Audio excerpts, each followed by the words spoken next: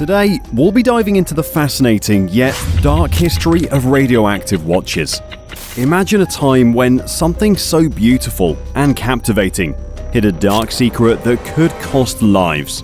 Radium, a substance more radioactive than uranium, was a slow killer that glowed beautifully, giving watches an alluring charm.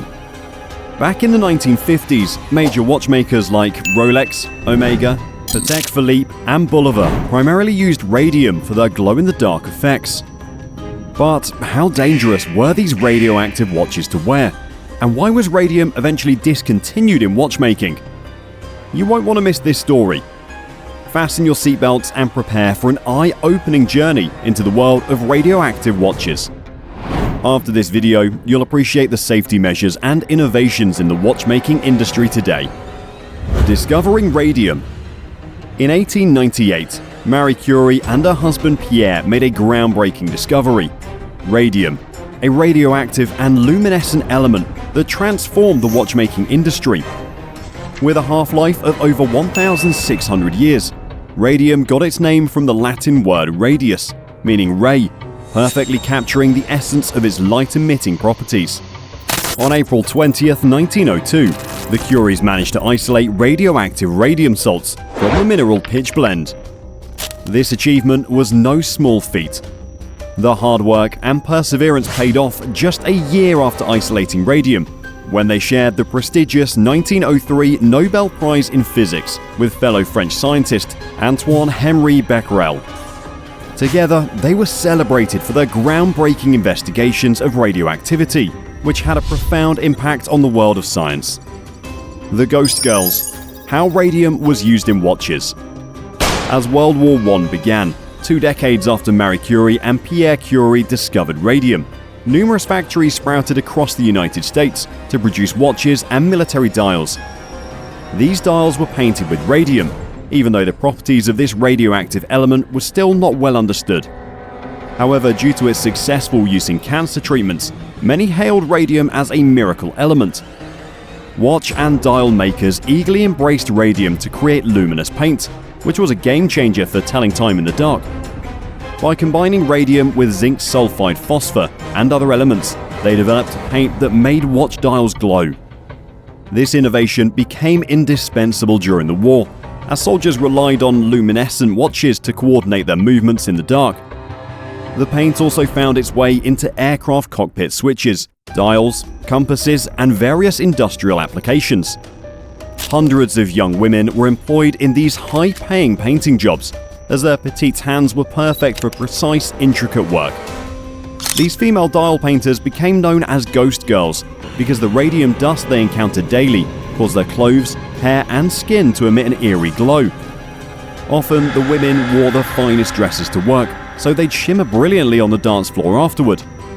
Some even applied the paint to their teeth for a beaming, radiant smile. Furthermore, the painters ingested the radioactive substance during their work. Due to the tiny size of some watch dials, they were instructed to use their lips to shape their paintbrushes into a fine point. When concerns about radium safety arose, their managers assured them there was nothing to worry about. Radium, the heaviest alkaline earth element, was even used in everyday products like toothpaste, cosmetics, and food. Its luminous quality was thought to offer health and beauty benefits, such as shiny hair. Little did people know, the widespread use of radium would have dire consequences. Dire consequences. Radium, the great miracle element, was unbeknownst to anyone at the time, had devastating effects, particularly with repeated exposure. Even Marie Curie experienced radiation burns while handling it, and ultimately succumbed to radiation exposure. Tragically, other researchers met the same fate. The Ghost Girls soon faced the horrifying consequences of their exposure. Amelia Molly Magia, a watch painter for the Radium Luminous Materials Corps, later the United States Radium Corps, in Orange, New Jersey, was among the first to experience symptoms. It began with a toothache, leading to the removal of the tooth. Unfortunately, the tooth next to it also had to be extracted. Soon, painful pus-filled ulcers and bleeding appeared in the empty sockets. Magia's mysterious illness spread throughout her mouth and lower jaw, necessitating the removal of her jawbone and progressing to other areas of her body. On September 12, 1922, she passed away due to a massive hemorrhage. Her condition left doctors baffled, and they strangely concluded that she had died of syphilis. Radium shares a surprising chemical similarity with calcium, in that it is a bone seeker. When we drink a glass of milk, the calcium it contains deposits in our bones, strengthening them. Radium behaves the same way, but with a sinister twist. It destroys the bone. When the dial painters ingested radium, it made its way into their bones, where it became impossible to remove, staying there with a half-life of 1,600 years. Tragically, by the time symptoms appeared, the women were already destined for a heartbreaking fate. An increasing number of radium girls started to fall gravely ill, suffering from similar painful symptoms as Magia. Despite this, their employer adamantly denied any link between the girls' deaths and their work for 2 years. As the controversy grew and business started to decline, the company finally decided to conduct an independent study. The findings revealed that the painters had indeed succumbed to the effects of radium exposure. However, unwilling to accept the results, the company commissioned further studies that contradicted the initial findings and even went on to discredit the girls who had fallen ill.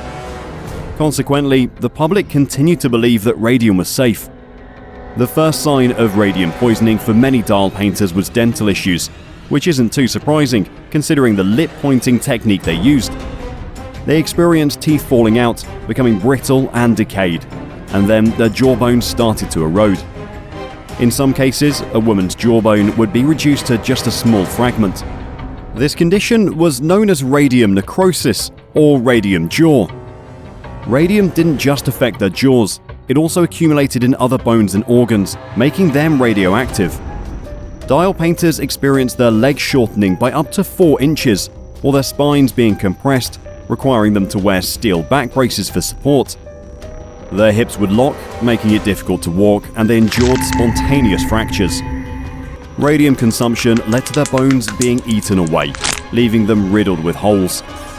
This horrifying ordeal happened while they were still alive, earning the dial painters a haunting nickname, the Living Dead. A lethal substance. In 1925, pathologist Harrison Martland devised a test that indisputably proved radium poisoning in watch painters, as it destroyed their bodies from within. Although the radium industry attempted to discredit Martland's findings, the ghost girls themselves fought back. Many were aware that their lives were at stake, but they hoped to make a difference for their colleagues still working with the lethal substance. In 1927, attorney Raymond Berry agreed to take on their case. With many of the watch painters having only months to live, they were forced to accept an out-of-court settlement. However, their experiences turned the radium safety issue into a global headline. Despite this, the United States Radium Corps continued to deny its involvement, and more women fell sick and died. It wasn't until 1938 when Catherine Wolfe Donahue, a dying radium worker, successfully sued the Radium Dial Co. for her illness that the issue was finally resolved. The Ghost Girls' legacy is truly significant. Their case was one of the earliest instances where a company was held accountable for the health and safety of its employees. This groundbreaking lawsuit spurred various reforms and eventually contributed to the establishment of the US Occupational Safety and Health Administration, forever changing workplace safety standards. Wearing watches with radium dials. Today, radium dials are a prominent feature in vintage watch and clock collecting. The tragic story of the Ghost Girls reminds us that excessive radiation can do more harm than good. As a result, some may believe that radium dials pose minimal risks as long as we avoid opening the watch and accidentally inhaling any radium paint.